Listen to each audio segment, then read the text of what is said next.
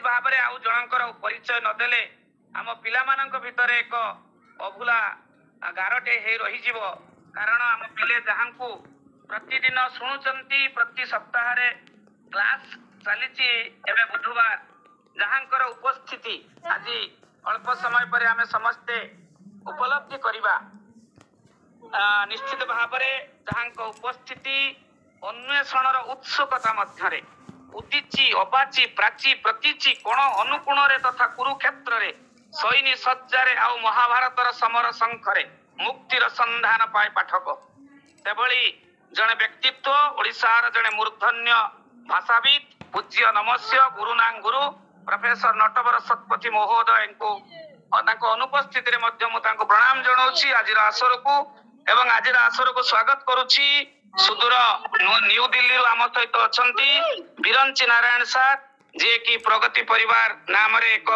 अनुष्ठान करी पिला मानकु शिक्षा देउचंती ओडिया भाषा साहित्य रे एवं स्वागत करुच्ची बालेश्वर अच्छा कवि तथा सुवर्णश्री प्रकाशनी प्रकाशक मोर ज्येष्ठ भ्रातासम पूज्य कालीपद पंडा महोदय एवं उपस्थित समस्त गुरुजन मानकु अध्यापक अध्यापिका मानकु मु प्रणाम जनाऊँ एवं स्वागत करुच्ची आज धन्यवाद नुहे कृतज्ञता पर्व गरसंग आम बालेश्वर जिलार गरसंग महाविद्यालय डिग्री महाविद्यालय ओडिया विभाग अध्यापिका डॉक्टर प्रगति जेना महोदया प्रगति जेना को मध्य स्वागत करुच्ची अभिनंदन जनाऊँ एबे आज टॉपिक को आम जीवा आज टॉपिक ओडिया आमर आधुनिक ओडिया साहित्य रे कविता रे आधुनिक ओडिया कविता रे चेतना प्रवाह ए चेतना प्रवाह को प्रथमे दुई भाग रे आमे विभक्त करिछु गोटे आमे स्वाधीनता पर्यंत एवं स्वाधीनता परवर्ती साहित्य रे वर्तमान पर्यंत ए दुईटी भाग को प्रथमे स्वाधीनता परवर्ती कथा रखिबे तापरे मैडम स्वाधीनता पूर्ववर्ती कथा रखिबे एबे स्वाधीनता परवर्ती कथा रखिबा पई मो अनुरोध रखुची जोड़हस्त रे विनम्रता पूर्वक पूज्य दिलीप कुमार स्वाई सार को से सार निश्चित तांकर कथा को आम समस्त सम्मुख रे उपस्थापन करिवे सार कथा रखंतु प्रणाम धन्यवाद प्रदीप बाबू मोर शब्द आपण मानक स्पष्ट होछि तो आज्ञा बंधुगण स्वाधीनता परवर्ती ओडिया कविता रे चेतना प्रभाव यह गोटे खूब गुरुत्वपूर्ण प्रसंग ये प्रसंग सहित मो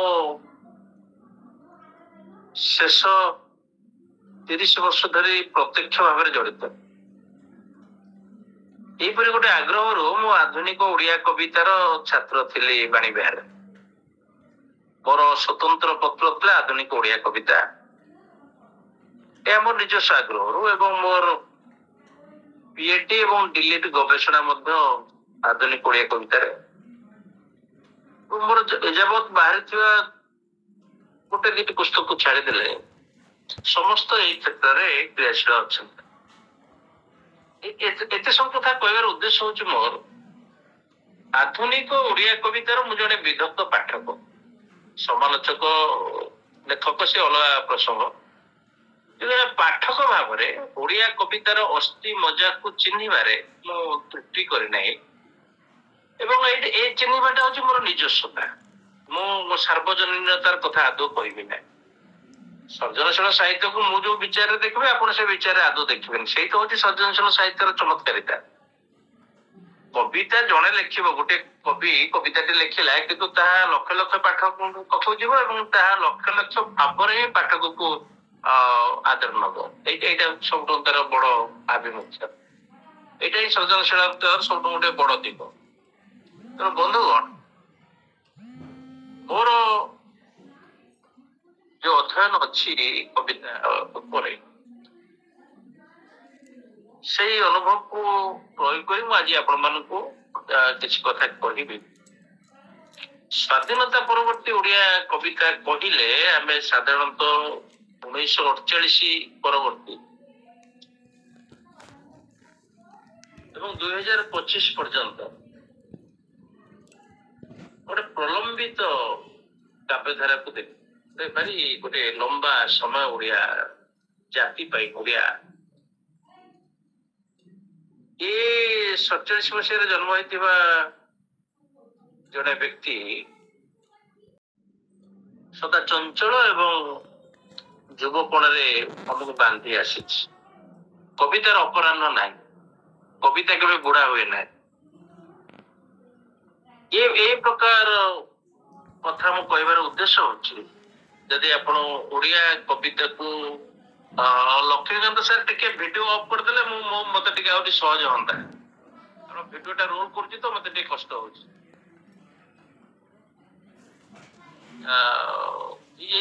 ଏ ପ୍ରକାର ଚେତନାକୁ ଘରେ ରଖିବା ପାଇଁ ହେଲେ ଆମକୁ ଓଡିଆ କବିତାର କେତୋଟି ଗୁରୁତ୍ୱପୂର୍ଣ୍ଣ ଦିଗ ସମ୍ପର୍କରେ ଆଲୋଚନା କରିବାକୁ ପଡିବ।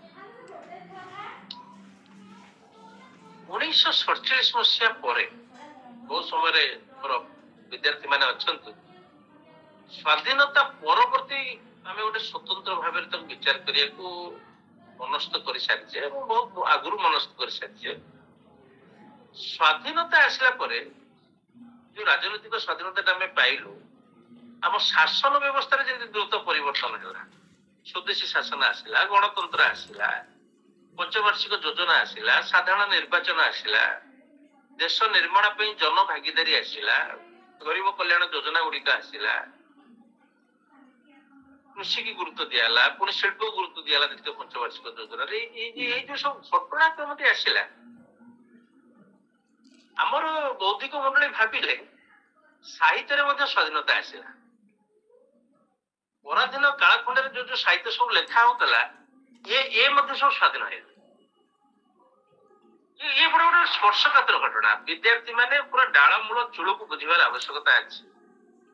ରାଜନୈତିକ ସ୍ୱାଧୀନତା ସାହିତ୍ୟର ସ୍ୱାଧୀନତା ନୁହେଁ। ଓଡିଆ ସାହିତ୍ୟରେ ସ୍ୱାଧୀନତା ଦିବସର ପତାକା ଉଠିଲା ନାହିଁ, ଇଏ ଅଲଗା କଥା। ସ୍ୱାଧୀନତା ପୂର୍ବରୁ ଯୋଉ ଆବଶ୍ୟକତା ଗୁଡିକ ଥିଲା ସାହିତ୍ୟ ପାଇଁ, ଗୋଟେ ପ୍ରଗତିଶୀଳ ଚେତନା ଥିଲା। ଓଡିଶାରେ ତ ଖଣି ଖାଦାନ, ଓଡିଶାରେ ତ ଶିଳ୍ପ ନଥିଲା, ମାଲିକ ମୂଲିଆ ନଥିଲେ, ମାର୍କ୍ସ ନଥିଲେ। ଗଡଜାତ ଅଞ୍ଚଳର ସମସ୍ୟା ଗୁଡାକୁ ନେଇକି କବିତା ଲେଖା ହଉଥିଲା। ମୂଲିଆର ଜାତି ଜାଗିବୁ ସର୍ବହରା। ମଣିଷର ଯୋଉ ମୌଳିକ ଆବଶ୍ୟକତା ସେ ସାହିତ୍ୟରେ ଆସୁଥିଲା, ଖାଦ୍ୟ ବସ୍ତ୍ର ଆସିବ, ତା ସହିତ ଜାତୀୟ ଚେତନା ମଧ୍ୟ ଆସୁଥିଲା, ଭାରତୀୟତା ଆସୁଥିଲା। ଗାନ୍ଧୀ ଆସୁଥିଲେ ନାୟକ ହେଇକିରି, ସ୍ୱରାଜ ଚେତନା ଆସୁଥିଲା କବିତାରେ। ଉତ୍କଳୀୟତା ତ 1903ରୁ 33 ବର୍ଷ ପରେ 36ରେ ଉତ୍କଳ ପ୍ରଦେଶ ଗଠନ ପରେ ଉତ୍କଳୀୟତାର ସମ୍ଭାବନା କମି ଯାଇକି ଜାତୀୟ ଚେତନାର ବ୍ୟାପକ ପ୍ରଭାବ ପଡୁଥିଲା। ଯେହେତୁ ଲବଣ ସତ୍ୟାଗ୍ରହ, ଅସହଯୋଗ ଭାରତ ଛାଡ ଆନ୍ଦୋଳନର ସମୟରେ ହିଁ ଓଡିଆ କବିତାରେ ବେଶୀ କବିତା ଲେଖା ହେଇଛି ଜାତୀୟ ଚେତନା।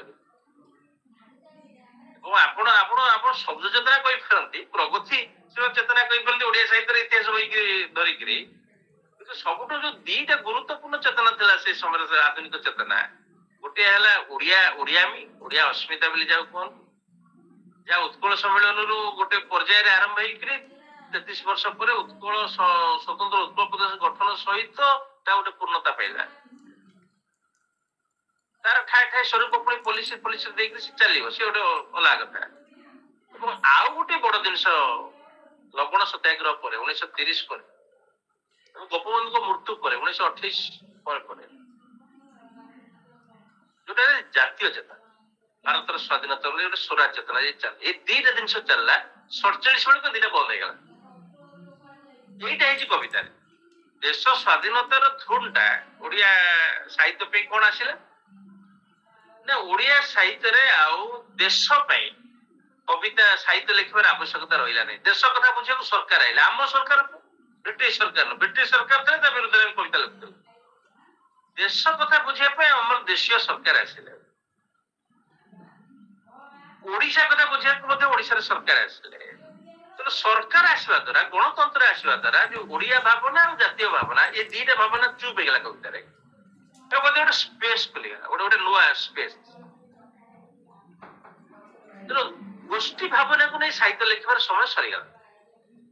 ଜାତିର ଆବଶ୍ୟକତା, ଦେଶର ଆବଶ୍ୟକତା, ଅସହଯୋଗ ଆନ୍ଦୋଳନ ଆବଶ୍ୟକତା, ସୂତା କାଟିବା ପାଇଁ, ସାବରମତୀକି ନେଇକି ଏଇ ସବୁ କବିତା ଫର୍ମାଟ ସରିଗଲା, ଆଉ ଆବଶ୍ୟକତା ନାହିଁ। ସରକାର ଆସିଲେ, ପଞ୍ଚବାର୍ଷିକ ଯୋଜନା ଆସିଲା, ନେତା ମନ୍ତ୍ରୀ ମାନେ ଆସିଲେ।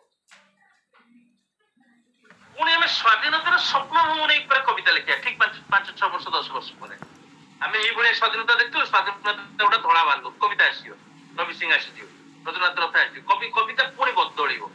ସ୍ୱାଧୀନତାକୁ ନେଇ ଲେଖିଲୁ କବିତା କେବେ ସ୍ୱାଧୀନ ହବୁ? ସ୍ୱାଧୀନତା ପରେ ସ୍ୱାଧୀନତାର ସ୍ୱପ୍ନ ଭାଙ୍ଗ ତାକୁ ନେଇ ଇଏ ଗୋଟେ ଆଉ ଗୋଟେ ପର୍ଯ୍ୟାୟ 47 ମସିହା ପରେ।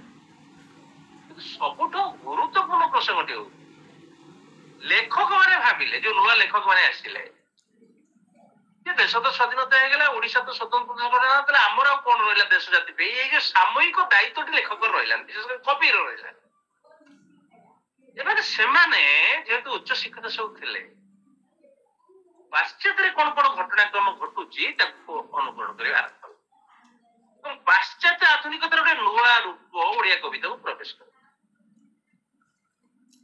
ଯଦି ଆପଣ ଦେଖିବେ ପୋଷ୍ଟ ମଡର୍ଣ୍ଣିଜିମ୍ ଯାହାକୁ କହୁଛେ, ଯାହାକି ଦ୍ୱିତୀୟ ବିଶ୍ୱଯୁଦ୍ଧ ପରେ 45 ମସିହା ପରେ ୟୁରୋପ ଆମେରିକା ବା ଇଂଲିଶ ଲିଟରେଚରରେ ପ୍ରଭାବ ବିସ୍ତାର କରୁଥିଲା, ସେ ନଗଦ ଚେତନା ପାଇଁ ଓଡିଶାର ଭୂମି ତିଆରି ହେଇନଥିଲା। এটা মনে রাখা উচিত। আমি যখন আধুনিকতা কହୁଛେ, যাକୁ ପାଶ୍ଚାତ୍ୟ ଦୃଷ୍ଟିକୋଣରୁ ନେଇକି ଆମେ ଆଧୁନିକତା ବୋଲି କହୁଛେ, ଶିଳ୍ପ ବିପ୍ଳବର ରେନେସାକୁ ଆଣିକିରି 1850ର ନବଜାଗରଣରେ ମାପୁଛେ, ଆମେ କେବେ ବି ଭୁଲିଯିବା ଉଚିତ ନୁହେଁ ଓଡିଆ ଜାତିର ଗୋଟେ ନିଜସ୍ୱ ଆଧୁନିକତା ଅଛି। ଓଡିଆ ଜାତିର ଆଧୁନିକତା ଅଛି ନଅଙ୍କ ଦୁର୍ଭିକ୍ଷର କଙ୍କାଳ ଭିତରୁ। ଓଡିଆ ଜାତିର ଆଧୁନିକତା ହେଇଛି ଭାଷା ସୁରକ୍ଷା ଆନ୍ଦୋଳନ ଭିତରୁ। ମା ମାଟି ମାତୃଭାଷାକୁ ନେଇ ଓଡିଆ ଆଧୁନିକତାରେ ଆସିଛି। ରାଧାନାଥ ବୋଇତରେ ଲୁହ ଆଣିଲେ, କିନ୍ତୁ ଭୀମ ଭୋଇଙ୍କ ଖଞ୍ଜଣି ବାଡରେ ଯେ ଓଡିଆ ଜାତିର ଆଧୁନିକତା ଆସିଛି କଥା ମୁଁ ବୁଝିବାକୁ ପଡିବ। ଏଇ କମ୍ବୋ ପ୍ୟାକ୍ ବିଦେଶୀ ଆଉ ଦେଶୀ ଏଇ ଓଡିଶାର ଆଧୁନିକ ଚାଲିଛି, ରେଫ୍ଲୋ ଚାଲିଛି, ଧାରା ଚାଲିଛି। ଏବଂ 1947 ମସିହା ପରେ କବି ମାନେ ସେ ଚାହିଁଥିଲେ ସେ ସମୟର ପୋଷ୍ଟ ମଡର୍ଣ୍ଣିଜିମ୍ ଧାରାଟାକୁ ଓଡିଆ କବିତାକୁ ଆଣିପାରିଥାନ୍ତେ। ନା, ଓଡିଶା ପ୍ରସ୍ତୁତ ହେଇନି। ଓଡିଶା ତ ଆଧୁନିକତାରେ ଚାମଚରେ ଖାଇବା ପାଇଁ ପ୍ରସ୍ତୁତ ହେଇନି। ଗୋଡେଇ ଗାଳେଇ ତାଟିଆରେ ମୁଢି ଚୁଡା ଗୁଡ ପଞ୍ଚାମୃତ ଖାଇ ମୁଣ୍ଡରେ ହାତ ପୋଛିବା କଥା ଆମେ ଜାଣିଛେ। ହ୍ୟାଣ୍ଡୱାସରେ ହାତ ଧୋଇବା ପରମ୍ପରା ଆସିନି। ଆଧୁନିକତା ଓଡିଶାର ପ୍ରାଣ କେନ୍ଦ୍ର ସହରରେ 48 ମସିହାରେ ଭୁବନେଶ୍ୱରକୁ ଯାଉଛେ ଆମେ। କଟକ ଗୋଟେ ସଂସ୍କୃତିର ସହର ଥିଲା। ଆଧୁନିକତା ଏତେ ମାତ୍ରାରେ ଓଡିଶାରେ ଆସିନି ଯେ ଆମେ ଉତ୍ତର ଆଧୁନିକତା କଥା ଚିନ୍ତା କରିବୁ। ତେଣୁ ଯୋଉ ଆଧୁନିକତା ଟି.ଏସ୍. ଇଲିୟଟ ୱେଷ୍ଟଲ୍ୟାଣ୍ଡରେ 1922 ମସିହାରେ ଆଣିଥିଲେ, 1914-18 ପ୍ରଥମ ବିଶ୍ୱଯୁଦ୍ଧରେ ଯୋଉ ସ୍ଥିତିବାଦୀ ଚେତନା ଅତି ସୁନ୍ଦର ଭାବରେ ବିଶ୍ୱ ସାହିତ୍ୟରେ ପ୍ରଭାବ ବିସ୍ତାର କରୁଥିଲା, ଏଇ କାଳଖଣ୍ଡରେ ସେଇ ଚେତନାର ଏକ ନୂତନ ବିନ୍ୟାସ 1947 ମସିହା ପରର ସାହିତ୍ୟରେ ଦେଖିବାକୁ ମିଳିଲା। ଚମତ୍କାର କଥା। ଆପଣ 1962ର ନରକିନ୍ନର ଦେଖନ୍ତୁ ଶାନ୍ତନୁ ଆଚାର୍ଯ୍ୟଙ୍କର, ବା 1962ର କବି ସଚିନ ରାଉତରାୟଙ୍କର କବିତା 1962 ଦେଖନ୍ତୁ, ବା ରମାକାନ୍ତ ରଥଙ୍କ କବିତା କେତେ ଦିନରେ ଯା 1962 ମସିହାରେ ପ୍ରକାଶ ପାଇଥିଲା। ଏ ସବୁ ଯେ ଏଇ ତିନୋଟି ମେଗା ରାଇଟିଂସ କି ଆମେ ନବା, ଏ ସବୁ ଯାକ ହଉଛି ସ୍ଥିତିବାଦୀ ଚେତନାର ପ୍ରାରୂପ। ଯୋଉ ସ୍ଥିତିବାଦୀ ଚେତନାକୁ ଇଲିୟଟ 1922ରେ ବ୍ୟବହାର କରିଥିଲେ। କବି କହିଲା ମୁଁ ତ ସ୍ୱାଧୀନତା ସଂଗ୍ରାମର ଇସ୍ୟୁ ମୋ ପାଖରେ ନାହିଁ, ମୋ ପାଖରେ ତ ଓଡିଶା ନିର୍ମାଣର ଇସ୍ୟୁ ନାହିଁ, ମୁଁ କରିବି କଣ? ମୁଁ ଏବେ ବିଦେଶୀ ଜୀବନ ଧାରା ଚିନ୍ତନ ଧାରାକୁ ନେଇ କବିତାରେ ଭର୍ତ୍ତି କରିବି। ଏବଂ କବିତା ଆସିଲା ଏଇ ସ୍ଥିତିବାଦୀ ଚେତନା। ସ୍ୱାଧୀନତାର ମୋହଭଙ୍ଗ ଏ କଥାକୁ ସେତେବେଳେ ଗୋଦାବରୀଶ ମହାପାତ୍ର ଲେଖୁଛନ୍ତି, ରାଧାମୋହନ ଗଣ୍ଡାଇ କବିତା ଲେଖୁଛନ୍ତି, 47 ପରେ ମାନସିଂହ ବି କବିତା ଲେଖୁଛନ୍ତି, କୁଞ୍ଜବୀର ଦାସ କବିତା ଲେଖୁଛନ୍ତି, ଅନନ୍ତ ପଟ୍ଟନାୟକ କବିତା ଲେଖୁଛନ୍ତି। ଏ ଆଧୁନିକତାର ପ୍ରାକ୍ ସ୍ୱାଧୀନତାର ଆଧୁନିକତା ପ୍ରଭାବ ଚାଲିଛି। କିନ୍ତୁ ଆଧୁନିକତାକୁ ନୂଆ ରୂପରେ ଥୋଇବା ପାଇଁ 1947 ମସିହାରେ କବି ସଚ୍ଚିଦାନନ୍ଦ ରାଉତରାୟ ପାଣ୍ଡୁଲିପି ମାଧ୍ୟମରେ ଗୋଟେ ନୂଆ ପ୍ରୟାସ କଲେ। এই প্রয়াসে আমি দেখিলে জীবনর নেগেটিভিটি, নয়ান্তকতা, জীবনর মানসিক জঞ্জাল, খাদ্য বস্ত্র বাসগৃহ নু, জীবনর মানসিক বিড়ম্বনা, মানসিক দুঃখ। স্ଥିতিବାଦ କହେ ମୁଁ ସବୁଠୁ ସୁଖରେ ରହିବି, ମୁଁ ସବୁଠୁ ବିଳାସୀ, ମୁଁ ଖୁସି। ମୋଠୁ ଦ୍ୱିତୀୟ ଲୋକ ଖୁସି ଯଦି କିଏ ବାହାରିଲା ମୁଁ ଦୁଃଖିତ ହେଇଯିବି। ମୋର ଦରକାର ଜୀବନର ଅନୁଭବ, ମୋର ମୋର ଦରକାର ଏ ପୃଥିବୀର ସର୍ବଶ୍ରେଷ୍ଠ ଆନନ୍ଦ। ଏ ସର୍ବଶ୍ରେଷ୍ଠ ଆନନ୍ଦର ଆଉ କିଏ ଭାଗିଦାରୀ ହେଲେ ତାହା ମତେ ଭଲ ଲାଗିବ ନାହିଁ। ଏଭଳି ଗୋଟେ ଆକସ୍ମିକତା 1947 ମସିହା ପରେ ଓଡିଆ କବିତା ଭିତରକୁ ପ୍ରବେଶ